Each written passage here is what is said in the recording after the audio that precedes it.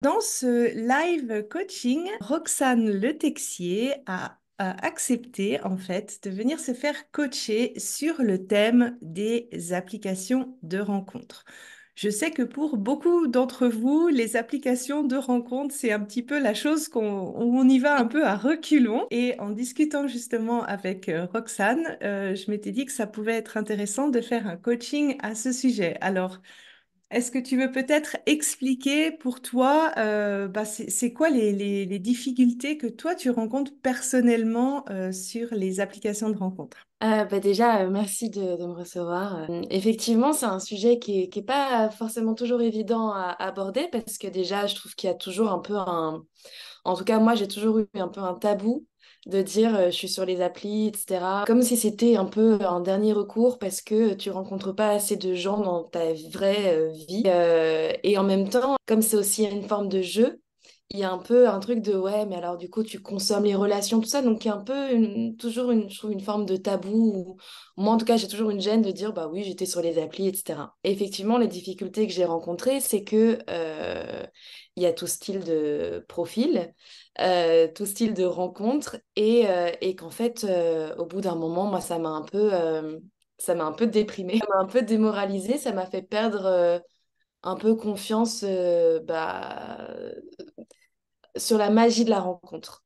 C'est ça, moi, ma grosse difficulté, c'est que du coup, tout est un peu programmé, préconçu pour démarrer une forme de relation sentimentale, ou pas du tout sentimentale d'ailleurs. Et en fait, je pense que moi, ça m'a perturbée sur, oui, mais en fait, c'est pas ça l'amour. Moi, j'ai pas grandi avec cette construction-là de l'amour. Pour moi, il y a une forme de magie, il y a une forme de mythe romantique comme ça autour de la rencontre.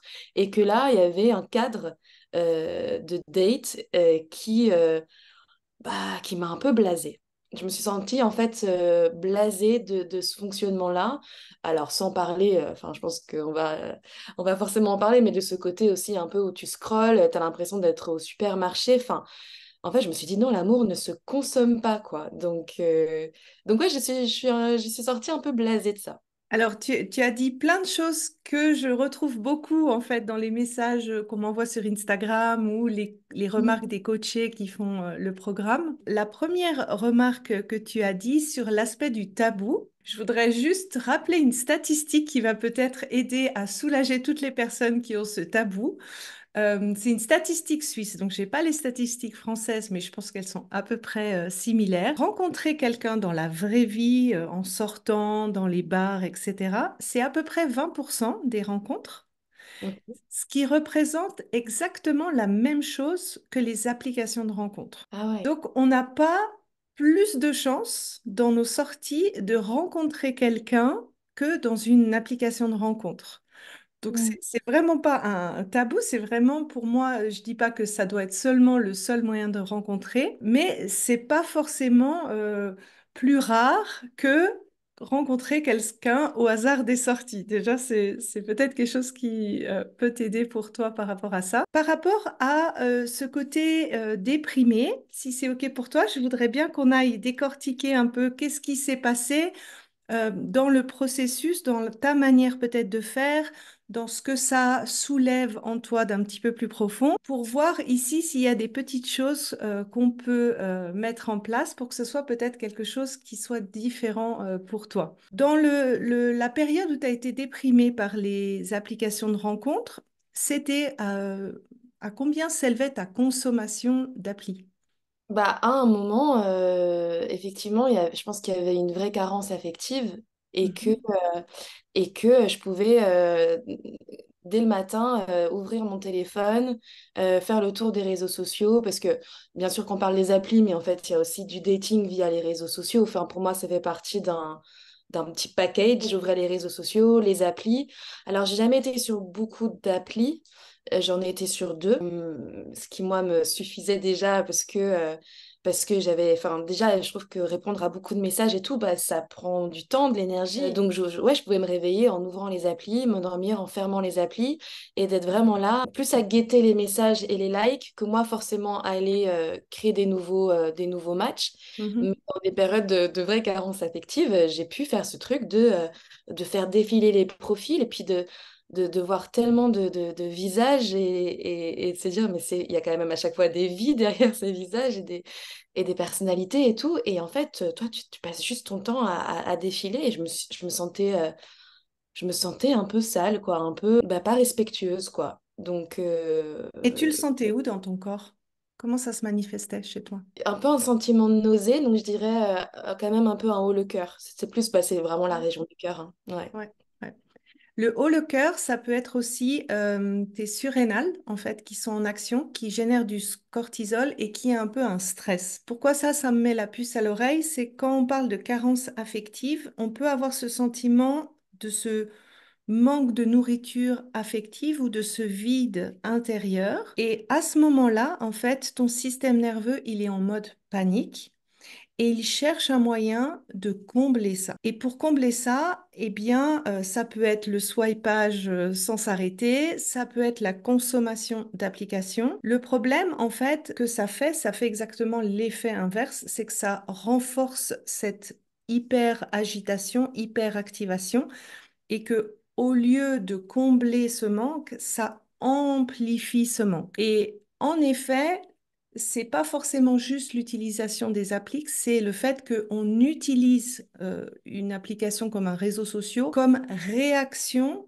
à cette sensation de manque. Est-ce que Ouais. ça te parle ou pas? Ah oui, oui, c'est exactement ça, parce que dans les périodes où je me sens comblée, parce que j'ai une vie sociale en un coup qui est super active, où j'ai des projets de voyage, où je travaille beaucoup, où je suis à fond en train de créer des nouvelles choses, etc., où je me sens du coup, j'ai pas besoin d'aller chercher des ressources extérieures pour me sentir accomplie, bah, j'ai moins ce réflexe d'aller guetter les messages et d'aller guetter ouais, les applis, les réseaux, tout ça, quoi. Je sens qu'effectivement, ça vient de ça, ça vient de combler un vide. Alors, j'aimerais creuser maintenant un petit peu plus loin parce que s'il y a cette sensation de vide, c'est qu'il y a toujours quelque part un schéma du passé qui se répète. Et pour certaines personnes, en fait, s'il y a ce vide-là et aller sur les applis, ça peut être particulièrement activant, justement, si dans notre passé, on a vécu ce vide. Est-ce que tu as vécu des séparations importantes dans ton enfance? Alors, dans mon enfance, pas spécialement. Et j'ai eu une enfance assez, enfin, très équilibrée, avec des parents aimants qui sont encore ensemble. Donc, j'ai pas vécu, par exemple, le divorce de mes parents avec un parent qui s'éloigne. Ou... Bon, mon père était beaucoup en tournée, parce que mon père est aussi musicien. Mais j'ai pas le souvenir de séparation, de l'éloignement marquant dans mon enfance, en tout cas. Et comment tu vivais quand ton papa était en tournée? J'en ai pas énormément de souvenirs. Ok. Et c'est une question d'ailleurs que je cherche à creuser parce que je pense que forcément que ça a dû avoir un impact, mais j'en ai pas le souvenir. Ok. Et comment s'est passée ta naissance? Alors c'est bien passé, je suis née avec un bon mois d'avance. Il n'y a pas eu de forçage ou de césarienne. Par contre, je sais qu'il y a quand même une particularité, c'est que je suis née après une fausse couche qui a été assez importante. Donc je Mhm. suis peu de temps après, enfin j'étais vraiment l'enfant juste après, et que ça a été un événement marquant pour mes parents, cette fausse couche, parce que c'était déjà après vraiment plusieurs mois, je pense presque vers 6 7 mois. Et il y a encore eu une fausse couche aussi après moi. Ok. Donc ma maman a été sujette à de nombreuses fausses couches. Ça, en fait, les fausses couches, des fois, pour un fœtus, ça peut se faire sentir en termes de système nerveux. Il y a un vide à côté de moi. C'est-à-dire qu'il y avait une place qui n'a pas été occupée et il y a cette espèce de vide, ce qui peut créer, en fait, à l'intérieur de toi, cette sensation, il manque quelque chose. Ah, ça me donne des frissons. Des fois, ça peut être ça. Est-ce que tu as été dans une couveuse, le fait de naître un mois avant ou pas du tout? J'ai pas la réponse, mais j'ai pas la sensation. Ok. Ok. Mm. Là, en fait, possiblement, il pourrait y avoir quelque chose en termes de fausse couche qui ait eu un impact, en fait, sur toi euh, par cette sensation de vide, en fait. Il n'y a pas Mm. quelqu'un à côté de moi. Il faut que c'est pas sécurisant. Il faut que je comble ce vide-là qui peut se répercuter, en fait, dans ta manière d'utiliser les applis. Quand je sens le vide en moi, j'essaye d'agir pour le combler à l'extérieur de moi. Donc, quand ça t'arrive, en fait, l'idée d'abord, une chose qui pourrait t'aider, c'est de retrouver en fait cet état de sécurité en termes physiologiques. À ce moment-là, faire une action, t'activer ou aller dans l'agitation, ça va créer l'effet inverse. Un moyen, un exercice très simple qui est issu de l'EMDR, qui aide à travailler sur ce vide, c'est ce qu'on appelle l'étreinte du papillon. D'accord. Je trouve le mot en plus, il est tellement mignon. C'est quelque chose, si tu veux, on peut essayer de faire Oui. ensemble. Donc, tu mets tes mains comme ça, tu peux les placer au niveau de la poitrine, soit comme ça, soit plus éloigné, ça dépend ce qui te paraît le plus agréable. Et tu vas respirer gentiment et tapoter une main après l'autre, très doucement, encore plus doucement. Et tu ralentis, tu respires et encore plus doucement, tu ralentis. Peut-être que tu ressens la chaleur au niveau de tes doigts et tu ralentis. Est-ce que tu as remarqué que ta respiration est plus profonde?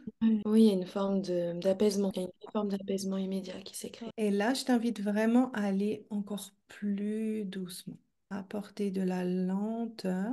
Ça montre aussi à ton système qu'on n'est pas obligé d'aller dans l'agitation. Comment est-ce que tu le sens au niveau de la poitrine? C'est étrange, mais parfois j'ai comme une petite montée comme s'il y a un truc qui revenait s'agiter, comme une petite Ouais. Oui, montée d'adrénaline. oui, Et en fait, rapidement, dès que du coup je retapote, ouais. ça s'apaise, comme si c'était une vague, hop, qui du coup s'apaisait par le tapotement. Oui, oui, C'est très étrange de sentir quand même ce mouvement de non, tout va bien. oui. Cette agitation qui monte, en fait, c'est ça un schéma amoureux. Quand tu as ce schéma qui est activé en toi, il y a ne serait-ce que de parler, par exemple, des applications, ça peut réactiver cet état d'agitation intérieure. Le fait que tu le ressentes, pour moi, c'est un indicateur qu'il y a en effet sûrement quelque chose par rapport à ce que tu m'as raconté tout à l'heure, parce que ton corps, en fait, lui, il n'oublie pas, et donc il le montre par une réaction, une sensation, une activation. C'est super intéressant. Donc, quand ce vide arrive, en fait, c'est vrai que dans ce moment-là, aller sur les applis, ça va être plus contre-productif. Ça va te faire rentrer dans cette spirale où tu as dit c'était de déprime, faire ressentir peut-être des fois le manque encore plus fort.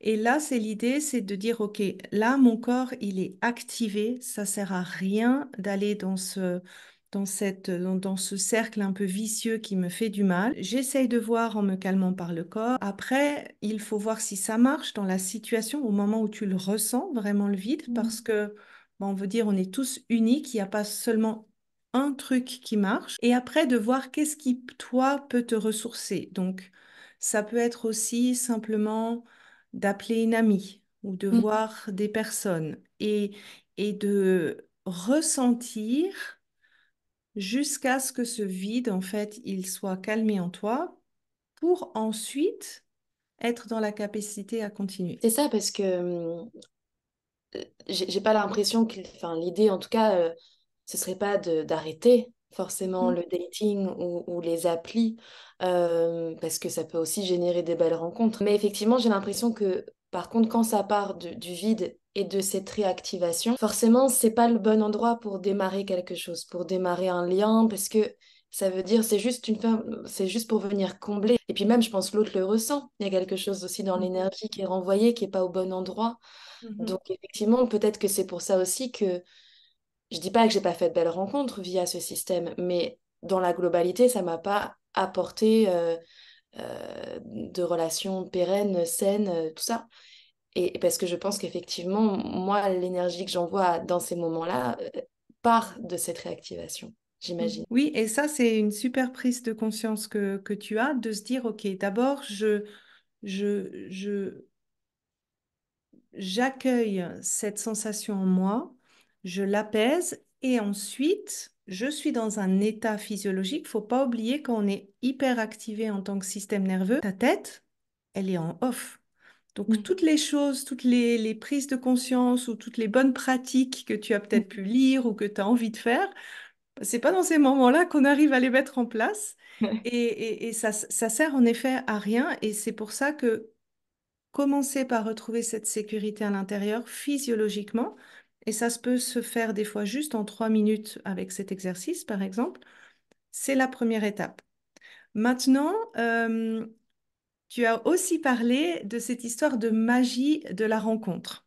Oui. Et je te comprends parce que moi, je suis une romantique aussi. Et bah, ma question envers toi, en fait, toi, est-ce que tu penses que les applications de rencontre, c'est pas magique? Il y a une forme de magie, là, je parle vraiment, moi, de ma propre expérience, hein, vraiment, Mhm. parce qu'il y a tellement aussi de jolies histoires qui peuvent naître de ces applis, et encore une fois, j'ai le privilège de vivre à Paris, de rencontrer beaucoup de gens, parce que je suis dans un métier aussi où il y a beaucoup de rencontres tout le temps, donc je peux tout à fait comprendre que pour plein de personnes, être sur des applis et pouvoir rencontrer des gens, c'est déjà magique, vraiment. Mais moi, je pense que dans ma manière, la façon dont je me suis construite, biberonnée aux comédies romantiques, à ce mythe je suis dans la rue, je fais tomber mon parapluie, hop, on se relève, il y a un rayon de soleil qui apparaît. Enfin, vraiment, je pense que il y a ça, alors que vraiment, j'ai tenté de le déconstruire.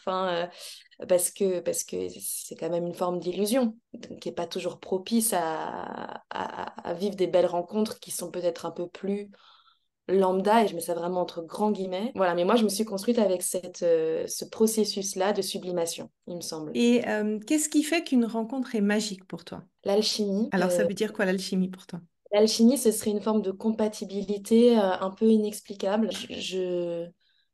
Bien sûr qu'il y a inconsciemment une forme de critères j'aime pas dire du tout hein, la liste de critères de cases à cocher, vraiment c'est pas du tout mon discours, mais on a des tempéraments vers lesquels on est attiré, des Ouais. physiques, et l'alchimie ce serait une forme de compatibilité d'énergie qui sont au-delà de cette liste inconsciente qu'on aurait. Ah oui, j'ai besoin qu'il ou elle soit un peu dans ce genre de tempérament, dans ce genre de passion, dans ce genre d'énergie, dans ce genre de physique. Peut-être qu'une rencontre, euh, parce qu'il y a cette alchimie énergétique, en fait, renverse euh, tous ces, tous ces critères préconçus qu'on pourrait se mettre. Et puis, il y a une forme aussi de concours de circonstances. Moi, enfin, j'adore quand on me raconte des histoires un peu croustillantes de «Ah, mais en fait, je l'ai rencontré, mais parce que je devais pas aller à cette soirée, et finalement, il se fait que j'ai raté mon métro, donc en fait, j'ai pris le métro d'après.» Enfin, voilà, j'aime bien quand il y a ce genre d'histoire autour de l'histoire. Encore une fois, c'est mon côté héroïne de roman, je pense. Donc, tu vois, en fait, que j'ai noté, en fait, que tu avais 4 critères pour définir cette magie. Tu avais noté cette compatibilité inexplicable. Comment Oui. tu sais que cette compatibilité, elle est là? Est-ce que c'est quand tu vois la personne ou quand tu commences à la connaître? Je pense que je sais rapidement. Je sais rapidement, mais dans les premiers instants. Forcément, parce qu'il y a déjà Au bout de combien? 5-10 minutes, un quart d'heure, 20 minutes? Même pas. Même pas. Je pense qu'après, c'est encore une fois moi qui ai envie de croire au coup de foudre. Mais je pense même dès les premières secondes, en fait. Il y a un Et les truc. premières secondes? Ouais, je pense que, en tout cas, c'est ce que j'aime me raconter de moi, que rapidement, quand je vois la personne, mais ça peut être parce que justement, on s'est matché sur une appli et que on se rencontre à un café ou dans un événement ou peu importe, et que je fais waouh, ok, il y a une énergie, il y a un feeling, physiquement, je suis attirée, etc. Ou même dans une soirée ou je sais pas, un projet, peu importe. Rapidement, je vais sentir où je vais me dire, ça vibre bien. Et ça, Ok. c'est assez immédiat. Après, effectivement, dans la rencontre, vraiment, donc dans les premiers échanges, dans les discussions, et puis après, les premiers contacts physiques, la manière dont on va se toucher, s'embrasser, je sens rapidement si je me sens compatible ou pas. Ok. Tu viens de l'évoquer toi-même. En fait, si tu donnes rendez-vous à quelqu'un sur une appli et qu'il y a ce feeling, cette chimie qui arrive, en fait, tu l'as aussi, ton alchimie du départ. Oui, Même chose pour le tempérament compatible et cette énergie, ça, tu peux le voir au premier rendez-vous que tu as. La seule chose, en fait, qui est un peu contre l'application des rencontres, c'est ce concours de circonstances. ouais, l'histoire autour de l'histoire. Ouais. Ouais. Sachant que les applications de rencontres, c'est 20% des rencontres. Quelle est l'histoire autour de l'histoire que tu aimerais te raconter et qui pourrait t'aider justement pour voir les applications différentes? Qu'est-ce qu'il y a de magique dans les applications de rencontres quand même. Bah, en fait, c'est souvent ça aussi qui se passe, c'est que quand j'ai pu rencontrer quelqu'un de chouette via une appli, mais rapidement, hein, je tiens ce discours en me disant, oh là là, c'est dingue, c'est comme si on se connaissait depuis longtemps, c'est comme si finalement on s'était pas rencontrés via une appli. Je commence à tordre un peu la réalité, parce qu'effectivement, c'est ce que tu dis, les chiffres sont là, donc il y a quand même une forme de magie au milieu de tous ces milliers de profils, de dire, finalement, je suis tombée sur ce profil. Dans les premiers messages, on a catché. Bah, c'est quand même un petit peu magique aussi, finalement, parce que qu'est-ce qui fait que ce profil a été présenté? Qu'est-ce qui fait qu'on a matché? Qu'est-ce qui fait que... Voilà, je sais pas s'il y a une forme d'algorithme aussi dans les applis, mais oui, effectivement, il y a un côté où, au milieu de cette multitude de personnes, comme ça pourrait être au milieu d'une multitude de personnes, je sais pas, je vais à un concert, je rencontre quelqu'un, effectivement, il y a un même procédé de... C'est la rencontre un peu qui sort du lot parmi une multitude de gens. Et ça, effectivement, c'est magique que ce soit sur les applis ou dans la vraie vie. Ouais. Tu vois, ici, j'essaye pas de te convaincre que le romantique, la magie, c'est pas bien.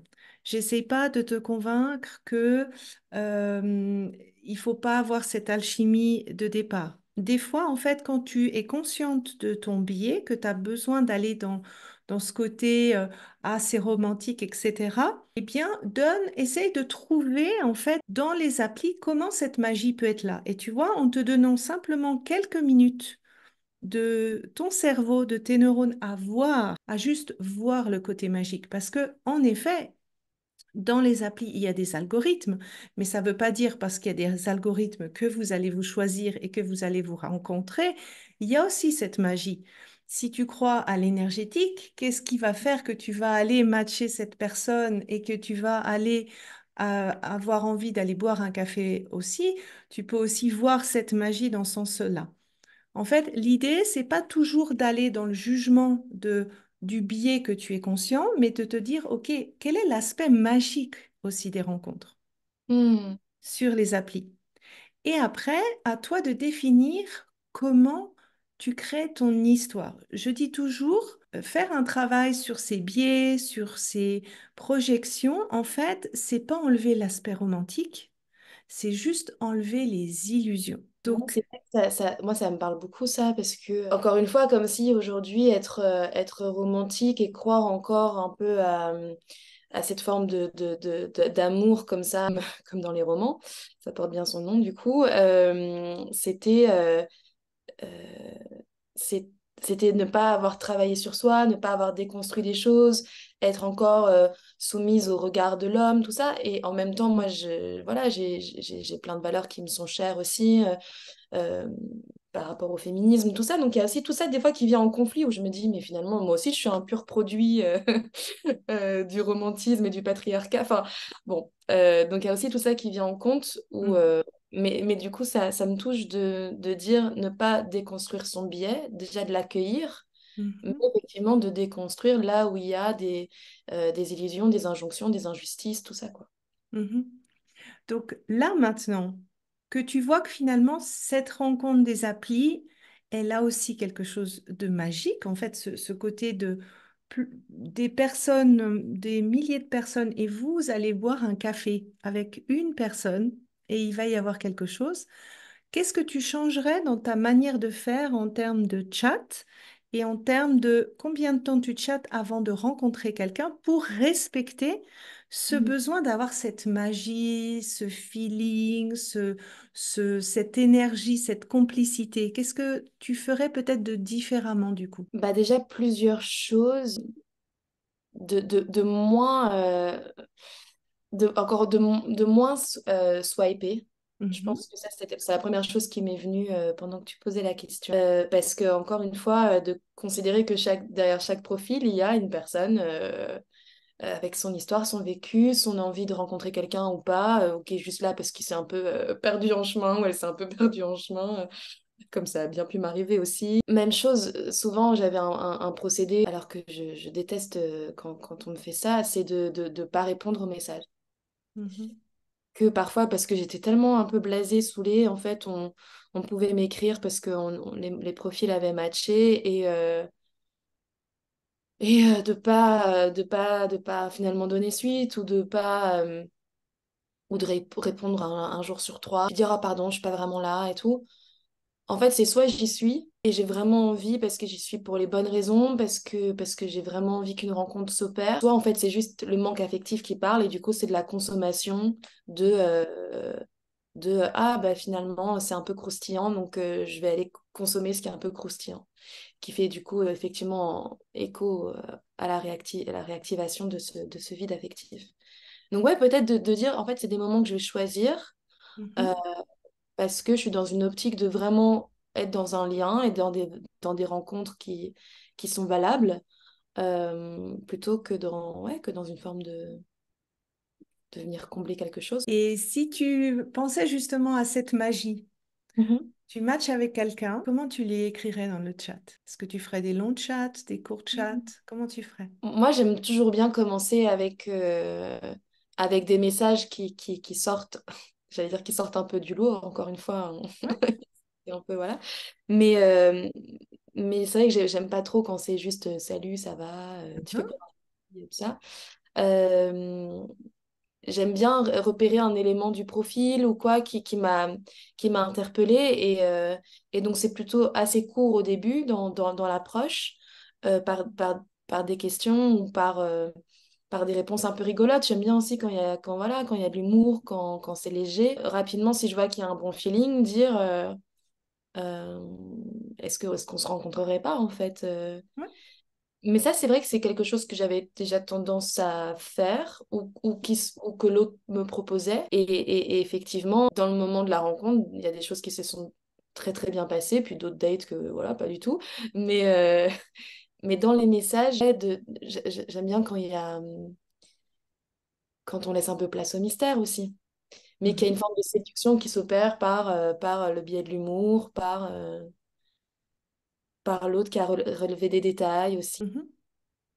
Tu vois que là, tu peux aussi la garder, cette magie. En fait, d'après, il me semble, ce que tu m'as dit, que finalement, tu as compris ce que tu aimais dans ta magie, dans la manière dont tu vas dans les chats, et en faisant des chats pas forcément super longs en termes de temps et d'assez rapidement rencontrer la personne, pour que cette chimie, que cette énergie, ce feeling se développe, en fait, et que là, tu peux garder la magie, que finalement, qu'est-ce qui a cassé la magie dans ton processus? C'est plus les moments où tu es en mode, bah, je suis activée par ce que je ressens à l'intérieur, et du coup, je multiplie ce que je fais et j'oublie de répondre à des personnes ou je joue un petit peu, je swipe dans tous les sens. Finalement, c'est plus, il me semble, enfin, c'est à toi de me dire si tu le vois de la même manière, que c'est plus ça qui vient gâcher un processus que tu avais déjà, en fait, instauré en toi. Oui, oui, complètement, hein, parce que ça banalise énormément en fait. Bah, en fait, ça fait vraiment écho au fait de consommer. Mhm. Et ça effectivement, c'est pas très magique. Enfin, Voilà. Tu vois, là, encore une fois, pas aller contre ton biais. Tu sais que tu as besoin de cette magie. Regarde comment tu peux apporter de la magie. Je dis toujours, vous écrivez votre histoire. Si tu as envie que ça soit fun et léger, ben, fais des chats fun et légers, fais des rencontres fun. Au lieu de se regarder dans le blanc de l'œil en buvant un café, ben, fais un truc fun. Va faire, je sais pas, du disco skate si c'est ton ouais. truc. Tu vois, si toi c'est la magie, regarde comment tu peux avoir ce besoin de magie. Tu écris ton histoire. C'est peut-être la première phrase, la première strophe d'une belle histoire d'amour. Donc Mm. pose-toi la question, j'ai envie de faire quoi comme première strophe? Ah bah je vais lui poser la question sur son truc un peu différent dans son profil. Et ça c'est quelque chose avec lequel vous allez pouvoir rigoler et vous en souvenir dans 10, 20, 30 ans après. Respecte ton besoin de magie, respecte ton romantique. Ouais, c'est chouette. Maintenant, tu m'as parlé souvent de projection. Oui. Est-ce que cet aspect de projection, est-ce que tu vois qu'il y a dans certains cas de figure que ça te dessert, que ça t'est pas utile? Oui, beaucoup, parce que j'ai ça aussi, c'est que dès que j'ai un petit crush, bah Mhm. voilà, dès que le cœur s'emballe, que quelqu'un me plaît, bah oui, bah j'ai envie de m'imaginer qu'on va partir en week-end, qu'on va se revoir beaucoup, qu'on va se faire des chouettes soirées, qu'il y ait quelque chose qui va se mettre en place sans forcément tout de suite qu'il y ait ce truc de ça y est, on est ensemble, du coup il faut qu'on s'écrive tous les matins, il faut que tu me présentes à tous tes amis, etc. Et j'aime pas forcément les protocoles, mais par contre, oui, il y a des projections d'envie de partage. Et je pense que cet emballement que j'ai m'a parfois fait défaut parce que c'était peut-être considéré justement comme quelque chose où déjà je voulais poser un cadre de couple et qui, je pense, parce que je tombe aussi peut-être sur des personnes qui ont peur de l'engagement, alors que, encore une fois, moi, le fait de plonger dans une relation amoureuse, c'est plus j'ai envie qu'on développe une attirance, qu'on développe une envie de voir l'autre, une fougue, mais pas forcément quelque chose qui va enfermer l'autre, quoi. Enfermé, enfermé, Ouais, ouais. non, pas du tout. Donc en termes de comportement, là j'essaie de décortiquer en fait quels sont les comportements que ça génère en toi qui font que ça te desserve dans la relation. Cette envie de couple, est-ce que tu penses que c'était que en fait tu montrais l'intérêt de vouloir être en couple, en relation et que c'était pas réciproque? Est-ce que c'est ça? Oui, je pense. Oui, je pense que c'est ça. Sans formuler, mais peut-être qu'en fait, il y a peut-être même pas des fois besoin de formuler, que ça parle de soi, mais je formulais pas, mais en fait, on est ensemble, je comprends Ouais. pas. Non, c'est plus, j'ai envie qu'on se voit, j'ai envie qu'on partage des choses, et je sentais que peut-être que j'allais trop vite en besogne, en fait. Est-ce que, donc là, j'entends trois choses, en fait. Pas forcément vérifier la réciprocité, c'est-à-dire qu'est-ce que l'autre montre et investit dans la relation. C'est un premier mécanisme. Le deuxième, c'est peut-être pas clarifier, est-ce qu'on est en couple ou pas, où est-ce qu'on en est. Et le troisième, c'est le côté je veux avancer trop vite. Oui, et je pense que les trois sont assez reliés quand même. Est-ce qu'il y aurait un quatrième? Des fois, le fait de projeter, ça nous empêche d'être dans est-ce que cette personne, elle me correspond? Bah oui. En fait, c'est plus me projeter dans l'idée d'eux, la Mhm. relation avec l'autre. Justement, ce côté, on part en week-end, on fait des choses fun. Parce que ça arrive quand même assez vite dans mon système. Donc finalement, je ne connais pas encore forcément l'autre depuis longtemps. En tout cas, dans le cadre de la relation amoureuse depuis longtemps. Et déjà, oui, j'ai envie de plein de choses. Donc, est-ce que c'est pas finalement plutôt l'idée d'eux qui m'attire que Mhm. vraiment l'idée de tout ça avec cette personne-là, parce que c'est cette personne-là en fait. Ça, ce côté réflexe, automatisme, ça me met toujours la puce à l'oreille. Ah, est-ce qu'il y a un schéma en fait derrière? Quand tu étais petite, est-ce que tu te rappelles comment tu voyais ton père? Comment était la relation et comment toi tu le voyais en tant que petite fille? Effectivement, il y avait un côté où mon père, il partait donc beaucoup, enfin quand même beaucoup en tournée, où il donnait beaucoup de concerts ou de cours de batterie, tout ça. Et j'ai des souvenirs où moi, voilà, j'ai toujours voulu faire ce métier aussi, hein, être sur scène. Et donc, je le voyais, moi, lui, être sur scène, être applaudi, enfin voilà, et puis toujours avec plein de gens autour de lui, dans cet esprit de troupe et compagnie. Et donc, je pense que, ouais, j'avais cette admiration. Et en même temps, ça, c'était pas forcément toujours évident à la maison. Parce que tempérament colérique, parce que beaucoup d'exigences aussi, forcément, par rapport à moi de travailler mon piano, de faire mon solfège, de tout ça. Donc, il y avait à la fois ce côté, pas non plus hyper présent, mais dans les moments où il était là, quand même beaucoup d'affection, etc., mais beaucoup d'exigences, beaucoup d'exigences. Est-ce que tu as eu l'impression d'idéaliser parfois ton papa? Oui, je crois. Oui, oui, oui. Oui.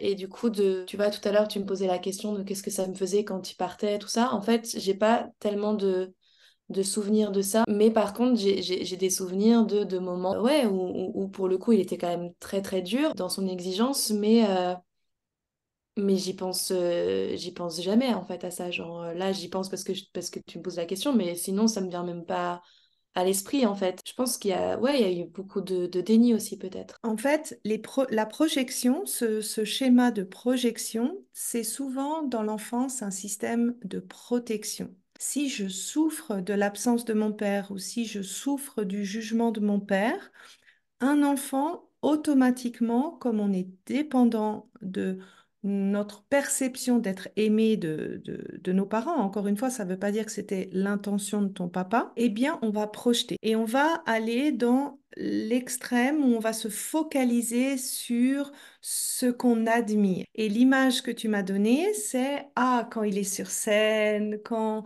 il est adulé peut-être par d'autres personnes. Et ça, c'est peut-être un mécanisme, en fait, que tu as besoin de retrouver dans la relation avec un partenaire. C'est-à-dire que s'il n'y a pas ce côté adulé, en fait, je retrouve pas cette magie, mais en fait, c'est pas la magie ici, c'est j'ai besoin de me projeter et de pas regarder ce qui va pas parce que c'est comme ça que j'ai appris à aimer. Waouh. Ouais, ça me parle énormément.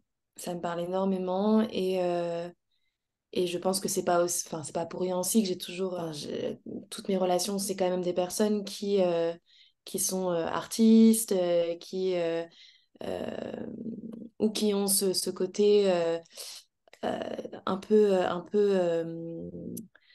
pas banal, enfin voilà, et qui effectivement, souvent je me suis dit, c'est quand même rigolo d'aller vers des personnes qui plaisent déjà beaucoup. Alors je me disais, je pense que c'est parce que si ces personnes-là qui plaisent beaucoup, bah du coup sont intéressées par moi, ça veut dire que j'ai de la valeur. Enfin, mais effectivement, là, ça apporte encore une autre lecture, ce que tu proposes euh, de ce principe de, encore une fois, d'admiration de l'autre parce que c'est une projection pour pas juste voir là ce qui va pas forcément, quoi. Enfin, c'est un peu, Mhm. tout va bien, quoi. Et c'est simplement un mécanisme que tu as appris dans ton passé et c'est un automatisme. C'est-à-dire que quand c'est ancré dans ton système nerveux, c'est les lunettes par lesquelles tu vas choisir en fait tes partenaires. Et si toi tu as appris en fait l'amour c'est de la projection, tu vas aller regarder, tu vas aller identifier en fait ce sentiment, ah j'ai l'impression d'aimer par de la projection. Alors Mm. que c'est pas forcément de l'amour, c'est juste un schéma amoureux qui est activé en toi, Mm. tu vois? Et Mm. là, c'est difficile parce que ça se passe en une fraction de seconde. C'est presque inconscient. Donc, l'idée, en fait, dans l'approche que je pratique, on travaille en fait ce mécanisme pour voir d'où ça vient. C'est jamais un seul événement. C'est pas une fois parce que tu as admiré ton papa dans un concert que ça a fait un schéma. C'est une répétition d'événements qui crée souvent un schéma pour déactiver ça. Et ça passe vraiment par le corps parce que c'est vraiment c'est ces lunettes-là, si tu veux, ton système nerveux il préqualifie les perceptions que tu reçois. Donc, cette chimie que tu dis en quelques secondes, ça va aller chercher dans ta base de données du passé, dire, ah, projection, Mm. bingo, c'est l'amour. Waouh. Et l'idée, encore une fois, c'est d'être dans l'amour. C'est quand tu ressens en fait cette magie, vu que là, je ne peux pas travailler au niveau de ton corps, la première chose que tu peux te dire, tu dis, OK, est-ce que c'est dans mon besoin de projeter ça ou est-ce que c'est vraiment le sentiment amoureux? Et pour le remarquer, tu peux essayer de ressentir les sensations que ça génère en toi. Si c'est un sentiment de activation, tu te rappelles cette petite sensation là que tu as eue là? Ouais. C'est un indicateur de dire, ah, là, c'est mon schéma qui s'active. Mm. Et le sentiment amoureux, c'est plutôt l'état ventral où on se sent connecté, où on se sent bien. Peut-être que, et la sensation, elle est différente d'une personne à l'autre, peut-être que ça va être quelque chose de plus comme une expansion relâchante, comme ça. Mm. Donc regardez si ça te fait plus wick. Ouais. Effectivement, là, si je me rappelle, si j'essaie de me remettre un peu dans le contexte de certaines rencontres récentes, ça a plus eu tendance à faire oui, oui. Euh, et que effectivement, j'ai l'impression que déjà dans les phases où, où je suis plus dans ce self-love parce qu'il se passe plein de choses dans ma vie, voilà, tout ce que je disais, le côté où j'ai mes ressources, effectivement, il y a quelque chose de plus détendu et de plus, qui circule mieux, Mhm. vraiment, même dans le cadre d'une rencontre que je peux faire. J'ai quand même toujours rapidement ce principe où je projette, Oui, je me raconte l'histoire autour de l'histoire, ça, bon, oui. voilà. Mais je sens par contre quand même la différence dans les moments où je me sens pleine, Mhm. on va pas faire des raccourcis, que dans les moments où je me sens vide. Ouais. Ce côté de projection en termes physiologiques, en fait, c'est quand tu as ton système sympathique qui est activé et que tu es en mode fuite. La fuite par la pensée, c'est vraiment la projection. Et Mhm. ça, c'est normal que ça vienne rapidement parce que, encore une fois, c'est pas un manque de volonté de ta part, c'est un automatisme de ton système nerveux. Tes schémas sont vraiment dans ton système nerveux. Donc, tant qu'on déprogramme pas ça, c'est normal que ça revienne. Ce que toi, tu peux faire de ton côté, c'est justement, tu repères entre le quick qui arrive et le relâchement. Ça te donne un indicateur. Ah, attention, là, c'est pas l'amour, c'est mon schéma amoureux qui est en train d'être activé. Et ce qui peut t'aider, en fait, c'est de mettre les choses par écrit, de te dire, OK, qu'est-ce qui me montre que, on va reprendre les 4 points qui étaient difficiles pour toi. Qu'est-ce qui me fait dire que cette personne est un bon choix pour moi? Question numéro 1. Combien de temps je pense avoir besoin pour vérifier si cette personne est un bon choix pour moi, pour combler l'aspect du trop vite? Qu'est-ce que je dois observer des comportements de cette personne pour vérifier la réciprocité? Mhm. Et dernier point, donc ça c'est pour le côté je m'emballe vite et je vois pas trop ce que l'autre fait. Et pour le côté clarifier, c'est dans combien de temps que j'ai besoin d'avoir cette clarification.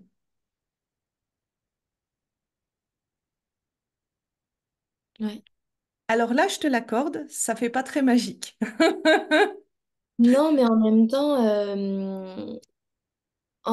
à un moment, il faut aussi passer dans, dans le concret, quoi. Ouais. Il faut aussi que ça redescende dans la matière et que le monde des idées et de...